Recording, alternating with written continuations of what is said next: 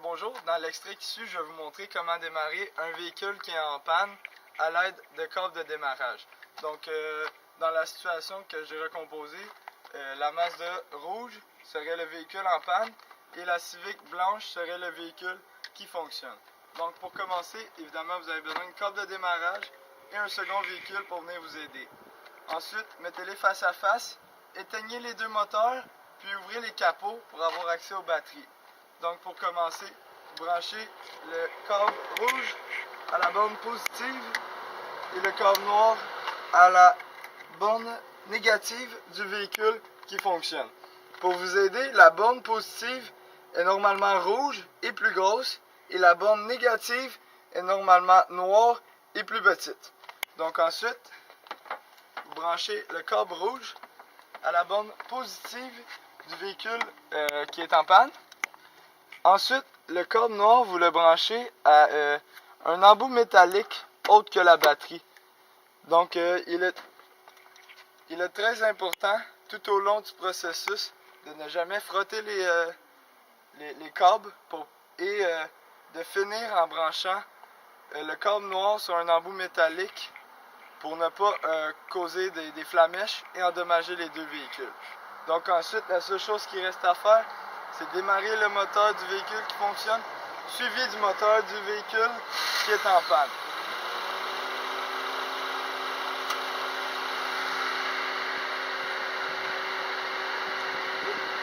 Démarrer le véhicule qui est en panne.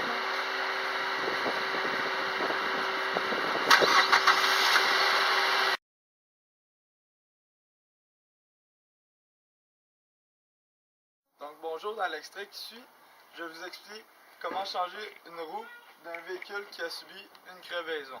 Donc pour commencer, il est très important de toujours garder le matériel nécessaire à changer la roue dans notre véhicule. Celle-ci peut être dans le coffre ou n'importe où ailleurs. Normalement dans une berline, tout le matériel nécessaire va se retrouver ici, en dessous du tapis. Donc le matériel.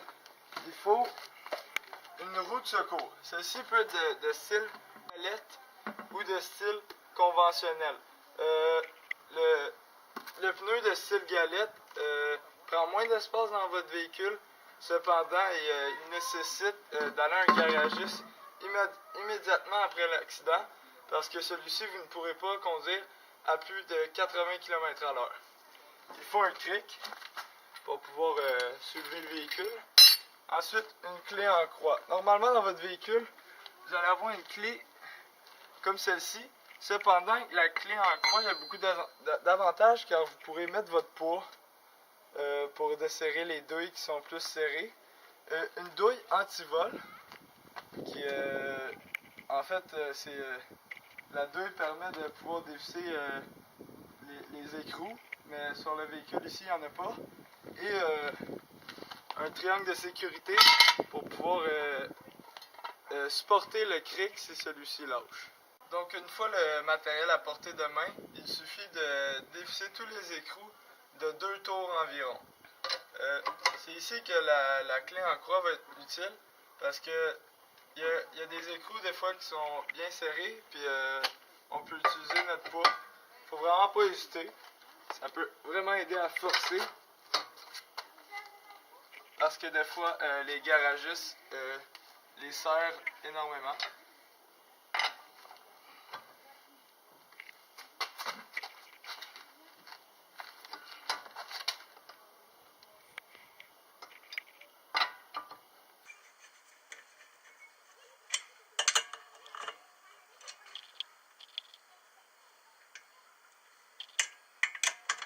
Ensuite, il faut enclencher le frein à main. Pour s'assurer que le véhicule ne bouge pas durant qu'on le soulève du sol. Ensuite, placer le cric sous le cadre métallique du véhicule pour que ça soit solide.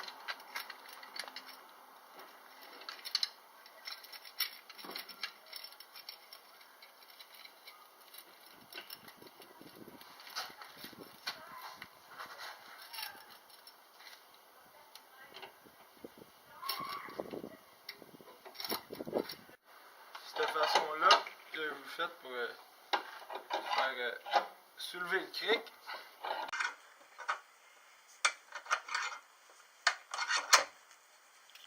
Donc une fois que le véhicule est assez soulevé, vous pouvez placer ici la chandelle pour aider à supporter le cric. Donc ensuite il reste seulement à dévisser les bolts, les écrous, désolé, qu'on avait déjà dévissé auparavant.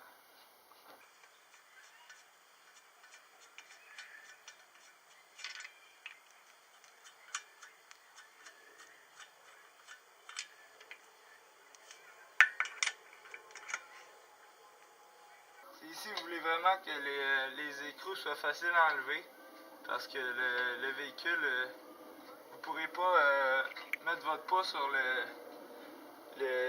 la clé parce que le véhicule est soulevé, puis ça va déplacer, puis ça pourrait déplacer le cric.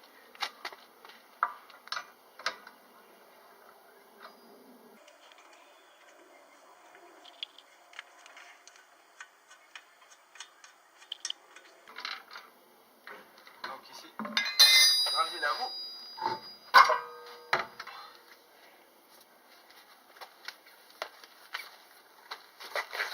Vous placez la roue de style galette.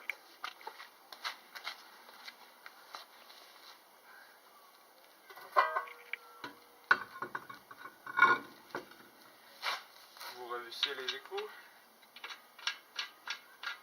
Une fois que le véhicule sera au sol, vous pourrez vraiment serrer plus fort avec la clé en croix en mettant votre poids dessus. On fait tout simplement les placer.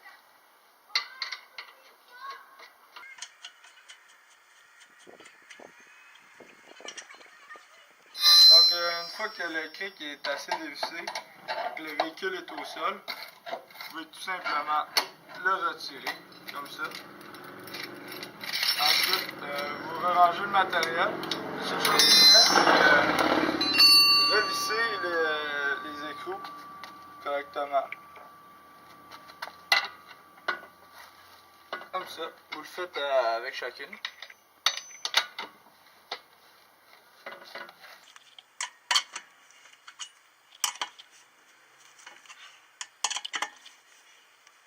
Maintenant, vous pouvez repartir.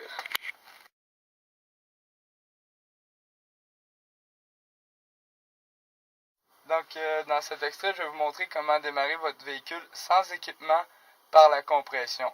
Donc, pour utiliser cette technique, il est très important que l'auto soit manuelle, évidemment, et que vous soyez situé d'en haut d'une côte, comme ici. Il n'y a pas une grande côte, mais je pense que ça va être suffisant. Ou d'être accompagné d'au moins 2 ou 3 personnes pour pouvoir vous pousser puis atteindre une vitesse assez élevée pour pouvoir démarrer avec la compression. Donc pour commencer, juste démarrer le véhicule sans peser sur la pédale d'embrayage comme ci. Comme ça, l'équipement s'allume, mais pas les véhicules. Donc ensuite, vous vous mettez en deuxième vitesse et vous relâchez le frein à main. Ensuite, le véhicule va...